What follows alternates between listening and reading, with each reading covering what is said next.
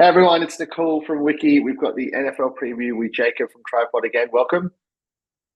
G'day, mate. We got a great start last week. In fact, a bit of deja vu. I think the game we're going to preview right now is the same game that we previewed a week ago where we did nail an $8 tip. So that wasn't a bad start. Awesome. Okay. Well, I think, I mentioned to everyone last time, I'm just getting into my NBA and NFL. So it's going to be good fun doing this with Jacob. As you guys know, through the NRL season, Jacob's been doing this for almost a decade. And I've kind of started Wiki in the last couple of years. The angle that we're trying to go for is Jacob brings his insights. I bring the OCT and a couple of other things that we've brought to the table. You can just Google Wiki Linktree. It's all free to check out. And obviously, everyone should know the Trypod Facebook group by now. I will just very quickly share my screen. Jacob, you were meant to bring the insights. I was meant to bring the tools, and I haven't done my bit. As you can see with the OCT, it's in shambles at the moment. It kills me to look at it. But basically, we're doing this pod on a Wednesday night, just after the NBA games are finished Sydney time. So we don't have that many markets, in all honesty, to play around with. There's only a few games. There's only a few bookies. If you check this on game day, I've been making sure that we update it in the morning Australia time, just before all the games are starting, and it actually looks beautiful. You've got all the games of the upcoming day. We usually have sort of 5 or 6 bookies ready to go, and when you do sort by market value, when the odds are filled out, you can actually pick up a lot of value plays just by the pricing. And obviously, if you follow your NBA, you can go much deeper than that. So I won't talk too much more about the OCT because, as you can see, it's not in great shape. But if you're watching this later on the Wednesday night, Australian time, or Thursday morning, definitely check it out because it'll be ready to go. Yeah, we got lucky last week. There were no games because of Election Day in America, which meant that the Wednesday night American games, Thursday slate for us, were all up on all the bookies with all the markets. So it was easy to scan through and find that juicy winning tip. It's more challenging.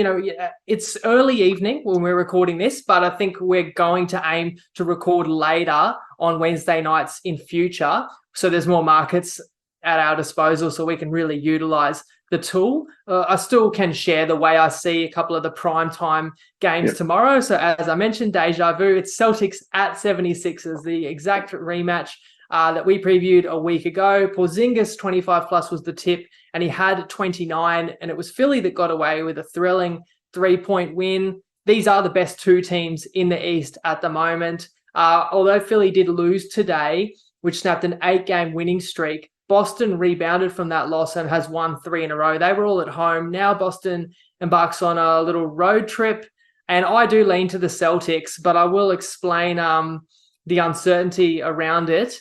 I think it's tough when you're playing off a back-to-back, and there's always chances the Stars could rest. So I wouldn't want to go near Philly, head-to-head, even though they've been so strong at home.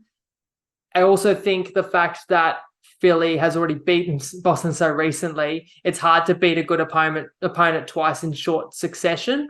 But I've seen these odds shift quite a bit in Boston's favor in the last few kind of minutes. So that raises big questions to me over who's playing for Philadelphia. And I mentioned they already played today. My mind goes to the MVP, Embiid. Is he going to be sat out? He's a big man that, is not going to be playing every game.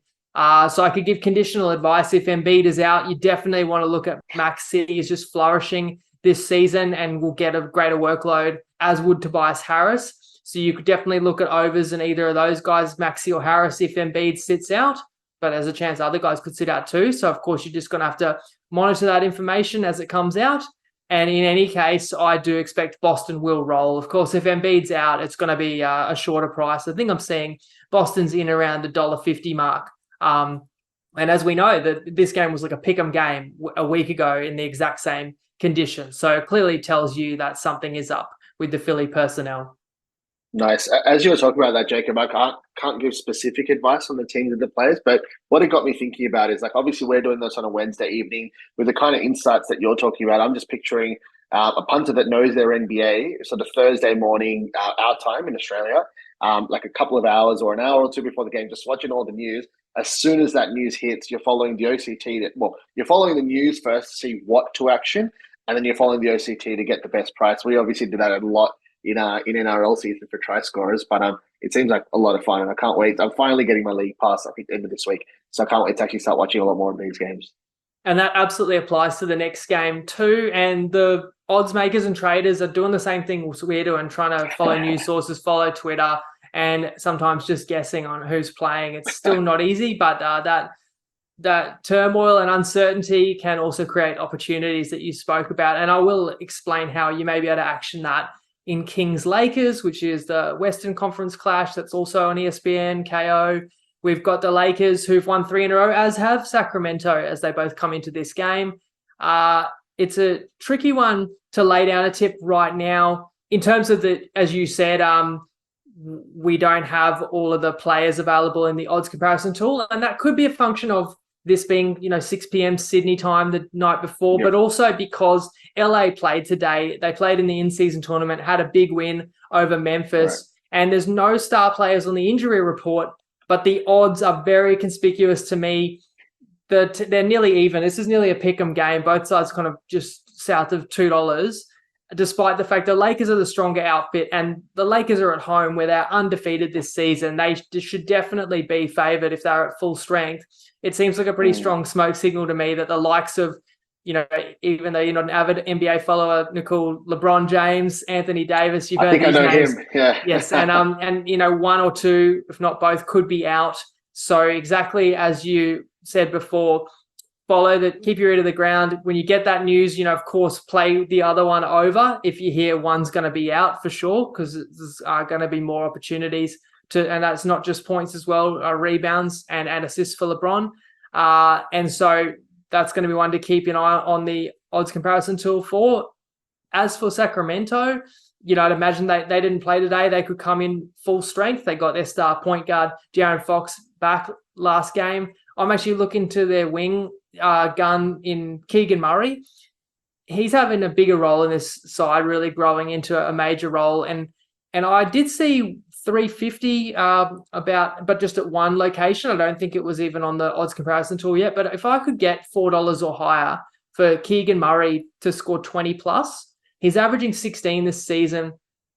And although Fox is back, and you worry that when a star comes back, they take shots away. I mean, Murray still scored 25 last game, despite the fact that Fox took 20 of the shots in their big win over Cleveland. The other thing I like about Murray, where I think there's upside, is he hasn't shot the ball efficiently well from 2, 3, or the free throw line, but he is a high-level shooter, so it's not a concern to me. It's much more presenting upside that if he gets it right and can hit the target at a higher frequency, then he could be hitting some of these milestones in points. So a dynamic scorer that he is, I like him, 20 plus, and it's super juicy odds for 25 plus potentially too. Awesome. Okay. Well, I think as you're talking, also got me thinking, in NRL season, obviously our Wiki Discord community grew quite a bit on Trypod. It's been happening for many, many years. But I think with your insights, there's no way we could possibly cover every single game every single day. So I think the beauty of something like the odds comparison tool of the community is like the news will be coming from all over the place. If we've got a place where obviously I see tips on Trypod as well, where people post on the Facebook group. But if you get those tips coming in, find the best price. It just creates like a well-oiled machine almost to take on the punters. To take on the bookies, sorry. That's it. We've got to work together. And yeah, some of the best bets you find has been tipped off, in different groups where we can share information with like-minded punters and lovers of the NBA. No, 100%. I'll just share my screen real quick. Obviously, we couldn't go through the odds comparison tool today. It will be up by sort of Thursday morning Aussie time with a lot more markets and a lot more bookies for a lot more games. I wanted to very quickly go through Tracker. So what you can see on the screen, we've just launched this, by the way. So it's Wednesday, the 15th of November. It obviously looks a little bit silly when there's barely any users and there's barely any tips. But what I'm trying to do with this is basically a place for you to track your own punting. You can go in and literally track a little bit of manual work. Probably takes like 15, 20 seconds to log a tip. Select your sport, select your bookie, etc. So if you want to track your own punting and you're punting on a few different websites, it might be a really simple way for you to do that and keep things in control. The other way that it's intended to work is basically get a gauge of your own record. So if you go to my profile, for example, this is silly now because I've only got one tip in there, but as you put more tips and as you start to actually result them, it'll automatically update this. So it'll give you a bit of an ROI, see how you're going. And obviously that's for yourself to be tracking your own stuff. And obviously, if you want to show off about that, it's not just a little label at the top of your post. You've actually got something that can actually be verified. And on the other side, the leaderboard. So once we've obviously got a few more users and a few more tips, this will all start to make sense. If someone is tipping at a really good ROI, that'll show up on here as well. So as I said, it'll make a lot more sense in future weeks when we've got more people, more tips. But obviously, with everything that we're trying to do with both Trypod and Wicky, we're trying to grow a community, take on the bookies. But yeah, you can Google Wicky Linktree. All that stuff is free, and Trypod Punters Facebook group. Obviously, everyone knows that as well. Thanks, Jacob, again, and we will catch you next week. Thanks, mate. Hey, good luck tonight. I know you're going to be cheering for the beloved Indian team. Are they safe? Are you concerned? Anything can kind of happen in one of these games, can't it?